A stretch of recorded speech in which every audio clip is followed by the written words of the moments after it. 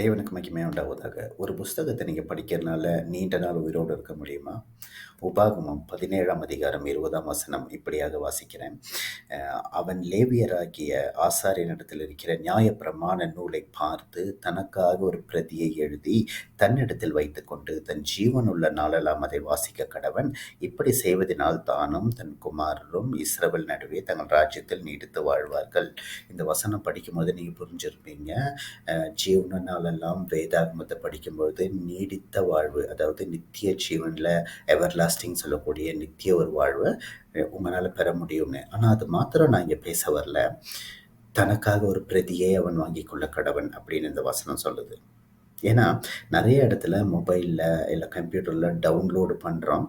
அது நமக்கு ஒரு குயிக் ரெஃபரன்ஸ்ன்னு சொல்லுவோம் இல்லையா?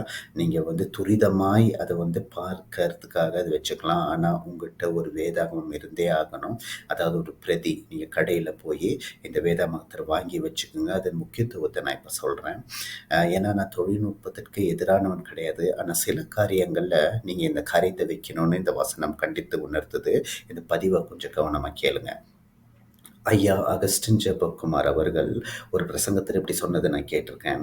வட மாநிலத்தில் இந்தியாவில் ஒரு ஒரு ஒரு கூட்ட ஜனங்கள் என்ன பண்ணாங்கன்னா, வேதாகமத்தில் இயேசு என்ற பேர் சொல்லியிருக்கனால சுவிசேஷம் சொல்லுவ கொஞ்சம் கடினமாக இருக்குன்னு கடவுள் அப்படின்னு பொதுவாக வச்சு அநேக புஸ்தகங்களை அச்சிட்டு போய் விநியோகிச்சாங்க. அதனால இப்போ சுலபமாக இருக்குன்னு போது ஐயா சொன்ன ஒரு பதில் என்னன்னா, அது வேதாகமாக இருக்க முடியாது, அது வெறும் நூல்.